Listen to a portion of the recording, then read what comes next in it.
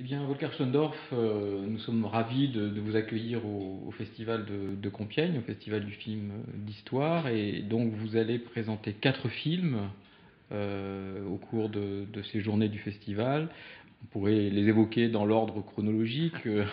Donc, le premier, le plus connu sans doute, en tous les cas connu d'un très large public, le Tambour, qui est un film à la fois historique, parce qu'il se passe pendant une période historique, mais qui est aussi un film littéraire, pourrait-on dire, ouais, puisqu'il est inspiré d'une œuvre de Günter Grass. Donc, est-ce que vous pouvez nous parler un petit peu de ce film, l'élaboration du projet et sa réalisation?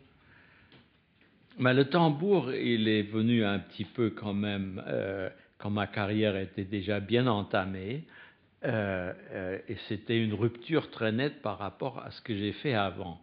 J'ai fait de l'adaptation littéraire, pour commencer Les Désarrois de l'élève Turles, et beaucoup d'autres. De temps en temps, un essai de faire un film d'auteur, enfin, donc sur un scénario original, ça ne marchait pas. Je suis retourné à la littérature.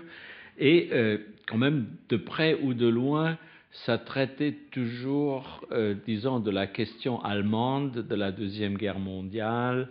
Comment ça a été possible qu'une société de haute culture, que sais-je, bascule dans le fascisme, pratiquement sans aucune résistance intérieure. Ça, c'est que ça soit Turles dans un collège, que ça soit dans le coup de grâce en Baltique, enfin, ça revenait toujours. Et je trouvais que ça devenait un petit peu fastidieux. C'est comme si on continuait à faire la leçon d'histoire. Et c'était mon producteur qui m'a poussé sur le tambour de Günter Grass. Je dis, mais c'est impossible, personne ne peut faire ça, et moi encore moins que personne d'autre. C'est peut-être Andrzej Wajda, Polanski, que sais-je, mais certainement pas moi. Et tout en le refusant, je relisais. Et j'ai enfin compris, en discutant avec Günter Grass, à qui j'essayais d'expliquer mon refus, que ce n'était pas du tout, comment dire, une fable avec ces images grotesques et tout ça que l'écrivain imaginait, mais c'était vraiment le récit de son enfance. Né à Danzig, grandi à Danzig, le début de la guerre, et ainsi de suite, et de suite, de suite. Et seulement il a eu cette idée de prendre un nain comme narrateur. Parce que c'est un nain dans les années 50, si je puis dire, un de ces nains de cirque qui raconte l'histoire. Mais ça, c'était juste un truchement. C'est comme le nain d'Oemling dans les contes de Grimm. C'était pour raconter cette histoire justement pas d'une façon didactique, mais pour traiter du fascisme et comment le fascisme a été possible en Allemagne et comment la petite bourgeoisie s'y est jetée, parce que c'était elle la force vraiment des nazis, cette classe qui avait été négligée par la gauche qui misait sur le prolétariat et par la droite, évidemment, qui regardait les petits bourgeois, c'est rien du tout, mais ils étaient la majorité. Et voilà, notre petit garçon, il représente la petite bourgeoisie. C'est pour ça qu'il est petit aussi. Enfin, il y a tout un jeu de choses. C'est-à-dire, on était complètement libérés de cette vue didactique sur la période, avec les bons, les méchants, ceci, cela. On racontait l'histoire comme si c'était une très, très, très méchante fable. Irréel, comme du Rabelais. Et Jean-Claude Carrière, avec qui j'ai écrit le scénario, justement pour me détacher un petit peu de Günter Grass et de la puissance de sa langue, Jean-Claude Carrière, donc en écrivant, en travaillant avec moi à Paris, a vu la structure secrète. Parce qu'on se demandait comment raconter cette histoire. Ça va être un et puis. Eh ben non. il a trouvé que la biographie du petit Oscar et l'histoire du nazisme en Allemagne étaient deux courbes absolument parallèles. Le petit Oscar est né en même temps que le mouvement fasciste. Il intègre l'école primaire, ou plutôt pour un jour seulement, au moment où les nazis se constituent vraiment en force politique. Comme par hasard, il est dans la poste polonaise le jour où les premiers coups de feu de la Première Guerre sont donnés. Il est à Danzig, évidemment, dans la rue quand Hitler arrive, bien qu'on n'en voit que la main. Il est à Paris brièvement après que Hitler a été sous la Tour Eiffel. Le voilà lui-même sous la Tour Eiffel. Il est en Normandie à la veille du 6 juin et de l'arrivée des Alliés. Et il est de retour juste à temps à Danzig en février 1945, au moment où l'armée russe entre. C'est-à-dire, donc, c'est le classique héros picaresque qui, comme par hasard, se trouve à certains événements historiques toujours présents. Alors, évidemment, heureusement, le spectateur ne se rend pas compte. Mais c'est très très nettement, on suit son histoire parce que derrière se cache une courbe historique. D'ailleurs, ce personnage d'Oscar, vous en parliez tout à l'heure en aparté, est un personnage absolument fascinant dans le film, et il doit beaucoup, au-delà du texte d'origine et de votre propre mise en scène, à cet acteur, à cet enfant. Je suis sûr que si on montre le film encore aujourd'hui à Compiègne ou ailleurs, ce n'est pas à cause du génie de Günter Grass ni de mon talent, c'est strictement à cause de la présence de David Bennett dans le rôle de Oscar. Parce que quand même, un spectateur à l'écran, qu'est-ce qu'il voit? Il va voir le film pour Gary Cooper. Ce n'est pas le shérif qui l'intéresse, ni l'art de Zinnemann ou autre. Eh bien, dans le tambour, ce garçon a une fascination extraordinaire. Et il l'a eu sur nous, si je puis dire, avant même le premier jour de tournage. On l'avait trouvé 6 mois avant le tournage, et déjà pendant l'écriture du scénario, parfois il venait nous voir, et avec Jean-Claude Carrière et moi, on se faisait un petit plaisir à lui lire des scènes et à lui faire agir des choses. Donc on savait, en écrivant déjà, certaines choses, comment il les rendrait.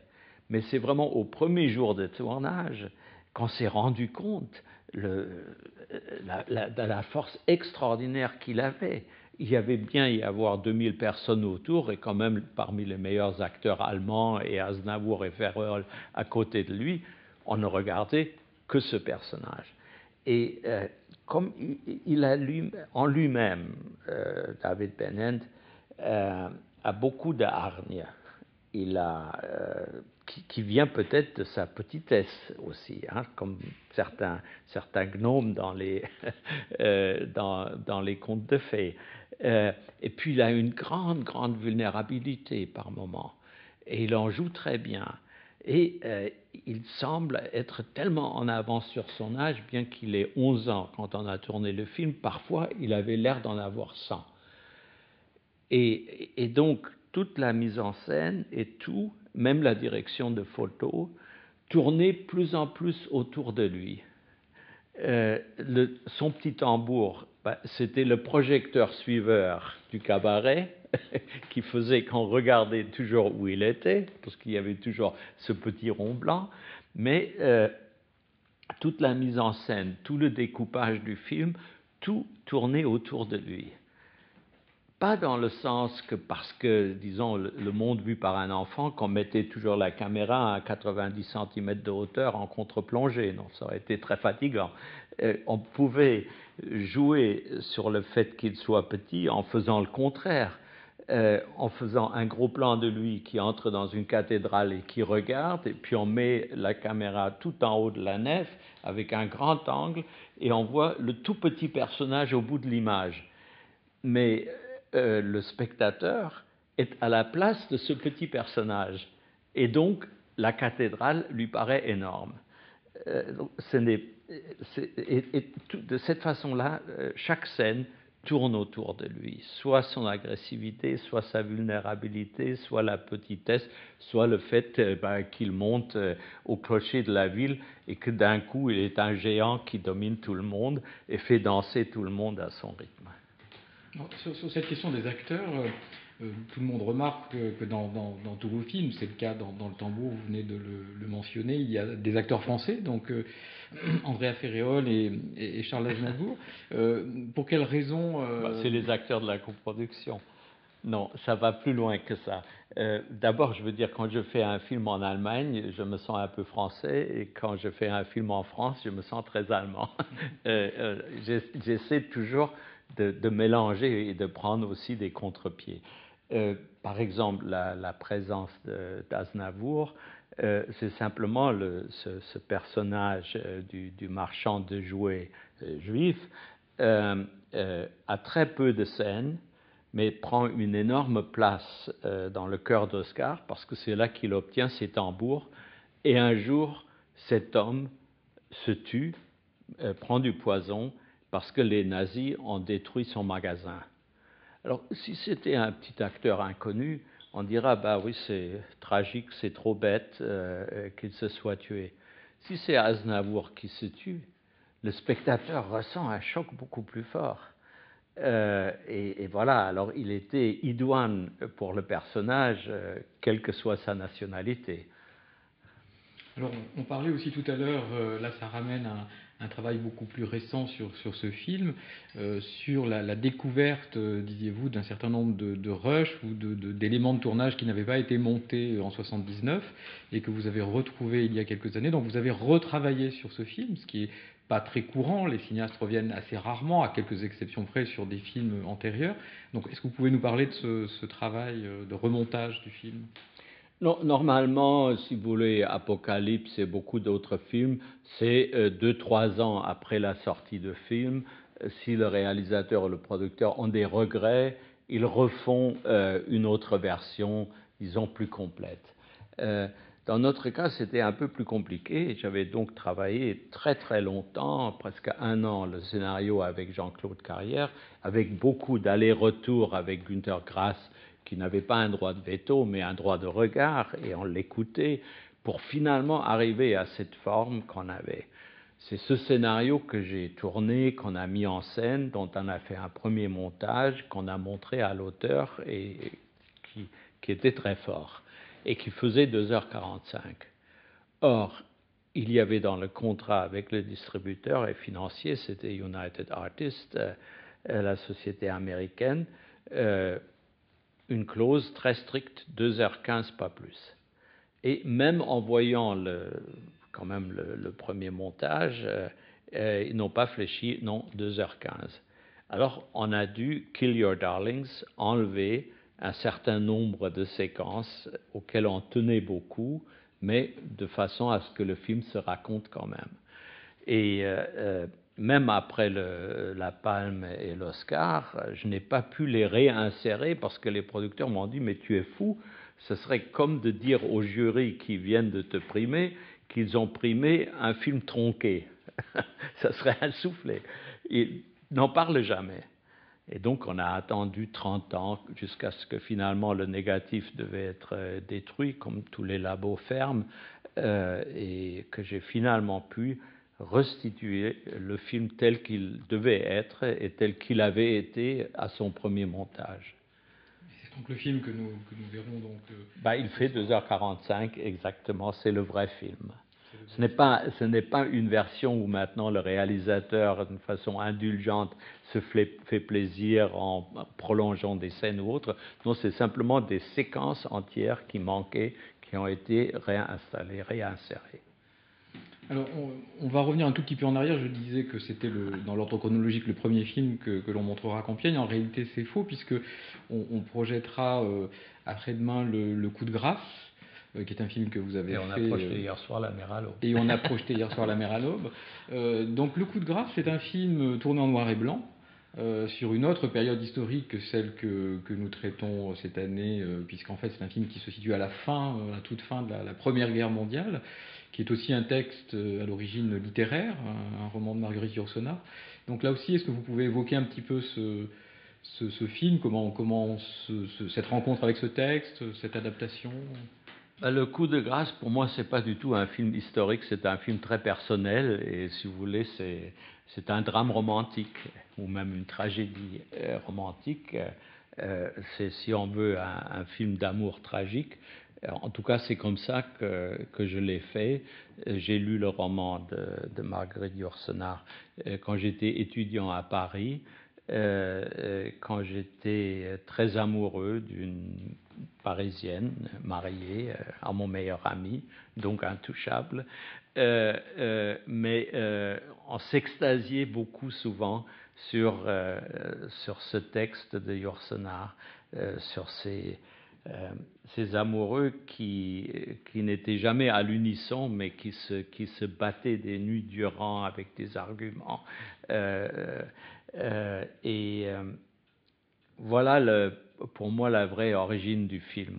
Et quand 15 ans plus tard, j'avais enfin trouvé ma femme, Margaret von Trotta, et que nous venons de nous marier, j'ai dit j'ai le film pour toi. Elle était comédienne encore à l'époque.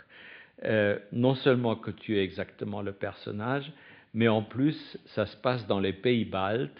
Or, les von Trotta, c'était des Allemands qui vivaient en Russie. Sa mère était née à Moscou, toute la famille donc était de cette région, et je les avais connus, et je dis voilà, alors il y avait une vraie rencontre. Je veux dire, pour moi-même, vraiment les rapports entre hommes et femmes et l'ambiguïté qui s'installe là, c'était vraiment, si vous voulez, mon cri du cœur. Là-dessus venait se greffer, c'était quand même après 68, en 75 ou 16, je crois qu'on a fait le film, c'est-à-dire après l'honneur perdu de Katharina Blum, donc dans une période où nous étions très très politisés. Donc ce qui n'était qu'un arrière-plan chez Yourcenar devenait pour nous très très important, à savoir l'engagement politique, à la fois féministe et politique pour l'héroïne.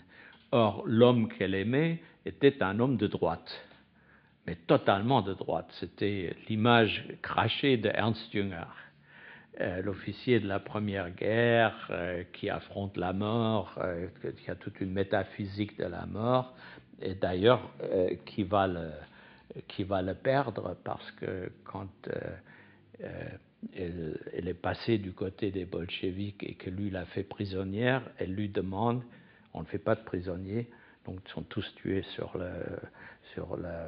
la gare là, elle lui demande que ça soit lui qui la tue.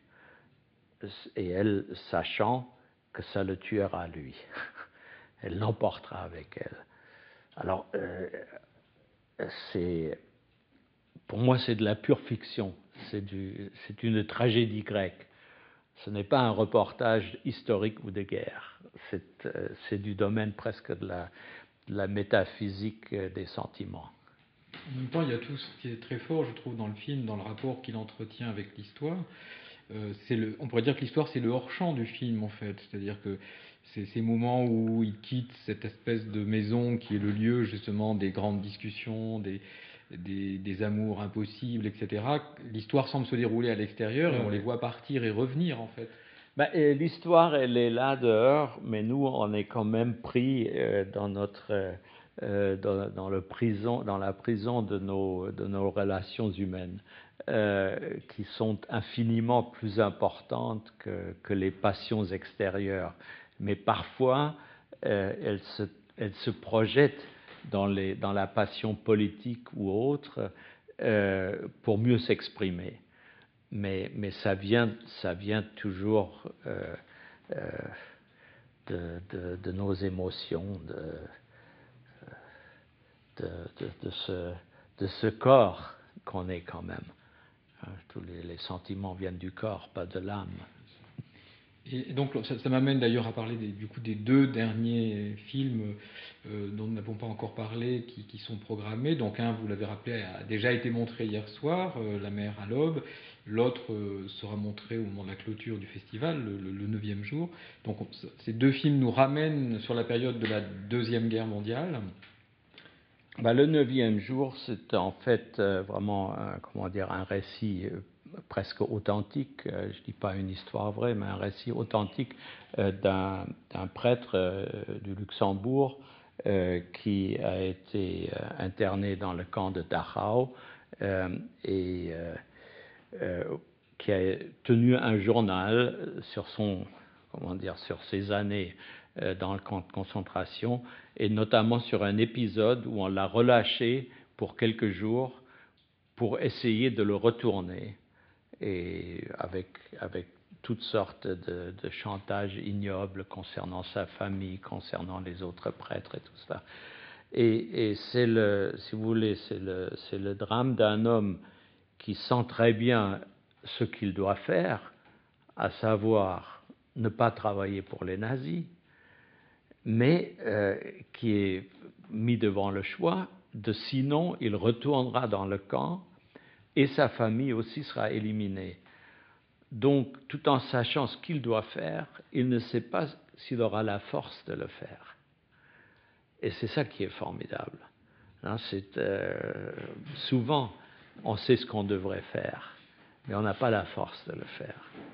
Et donc, là encore, on peut dire la Deuxième Guerre mondiale, c'est l'habillage, le conflit, il est intemporel. Et d'ailleurs, ces deux films, enfin, je crois que vous l'avez dit quelque part, mais j'aimerais que vous en disiez quelques mots, que vous pensez être le premier cinéaste allemand à avoir affronté d'une certaine façon ces sujets aussi durs que sont donc la période de l'occupation et la question de la déportation. Comment est-ce que vous l'expliquez cette... Non, sur l'Holocauste, quand même, il y a eu un ou deux films très très tardivement, après qu'il y ait eu la série Holocauste, après qu'il y ait eu le film de Polanski, le Sophie's Choice et beaucoup d'autres films.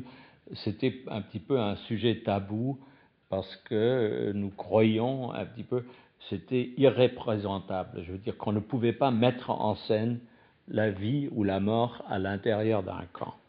Avec le temps, nous avons perdu cette inhibition, surtout voyant que d'autres le faisaient, et puis de dire quand même c'est le sujet que nous devrions traiter. En tout cas, ça a été comme ça pour moi. Par contre, l'occupation allemande en France, ça m'a paru presque un peu pittoresque par rapport à l'anéantissement de la Pologne, de la guerre en Russie, des horreurs qui se sont passées dans les Balkans. Alors que ça m'était si près, j'en ai entendu parler dès 1956, quand je suis arrivé au collège à Vannes dans le Morbihan, ayant l'âge, à savoir 17 ans, de Guy Môquet quand il a été fusillé. Ça ne me brûlait pas. C'est avec l'âge que ça m'est venu, que je m'en suis souvenu, et puis quelques hasards de rencontres, de livres qu'on m'a passés, que j'ai commencé à poursuivre ça un petit peu, et j'ai voulu mettre en pendant de Guy Môquet un jeune soldat allemand qui est du même âge, qui apparaît seulement en marge du film, pour bien montrer, d'une part, il n'y a jamais le bien et le mal entièrement d'un côté et de l'autre, mais on peut se trouver dans une position plus juste, par son origine, par sa famille, par beaucoup de choses. Et à ce moment-là, plus la situation devient extrême, à savoir je me retrouve à la fin plaqué contre le poteau d'exécution, plus je deviens fort, et celui qui se trouve en porte-à-faux, qui se trouve dans une mauvaise position, plus il devient faible, voire même il flanche. Et ça, c'est une histoire que je trouve qui était intéressante pour le raconter encore aujourd'hui. J'ai une fille de 20 ans, elle me dit « Mais qu'est-ce que tu fais encore avec la Deuxième Guerre mondiale? Ça fait suer tout le monde. » Non, je dis, si je lui raconte un garçon de 17 ans et un autre de 21 et que je suis très très authentique et très près, qu'elle puisse s'identifier avec eux, bah, elle oublie que c'est encore un film sur la Deuxième Guerre mondiale. Et pour nous autres, ben, il y a tout ce qu'il y a autour, que des officiers littéraires comme Ernst Jünger y participaient, et que tout a été possible parce que, pas que parce que c'était des brutes épaisses qui faisaient ça, mais parce que c'était des hommes extrêmement cultivés, fins et sensibles qui le faisaient. Et c'était donc beaucoup plus grave, tout ce qui s'est passé. Et ça répond au tout début de la question, comment c'est possible qu'une nation aussi cultivée ait basculé dans le fascisme? Eh bien, ça a été possible parce que les hommes les plus fins et les plus cultivés, justement, y ont participé. Et pourquoi eux ont participé sans jamais résister? Ça, pour moi, c'est le grand mystère. C'est une question que j'arrive toujours pas à y répondre. Ma dernière question, qui est une question d'actualité, on va dire, et qui nous ramène encore à cette période historique, c'est sur le projet que vous êtes en train de réaliser, d'écrire en ce moment. Est-ce que vous pouvez nous en dire quelques mots? Ben, une bonne action reste jamais impunie, et on fait le Guy Môquet, voilà qu'on me propose de faire un film d'après la pièce Diplomatie de Cyril Gély, qui a joué à Paris avec Nils Arestrup et André Dussolier il y a 2 ans, et qui est un petit peu, comment dire, presque une rêverie historique, pas du tout une histoire vraie, mais la nuit imaginaire, la dernière nuit du général allemand, qui a les boutons là pour faire sauter non seulement tous les ponts de Paris, mais aussi Notre-Dame, la Tour Eiffel et l'Arc de Triomphe. Et il a l'ordre exprès de Hitler de tout faire sauter, même si militairement ça n'a aucun sens. C'est une question de haine que Hitler a sur Paris. Il ne faut pas oublier que son premier voyage, ça a été aussitôt de prendre l'avion après la défaite en 1940 pour montrer à Albert Speer sur l'esplanade du Trocadéro Paris en disant « Voilà de quoi je voudrais que Berlin, le nouveau Berlin, ait l'air, seulement en plus grand et encore plus beau. » Et 4 ans plus tard, Paris est toujours là et toujours aussi belle, et Berlin est rasé, il n'y a plus rien. Intolérable, donc il faut faire sauter Paris. Et comment, finalement, un homme a empêché ça? Et ce film, donc, sera réalisé? Il faut que je m'en aille parce que je travaille sur le scénario. On tournera au printemps. Très bien. Et merci beaucoup, Volker Schlender. Je vous en prie.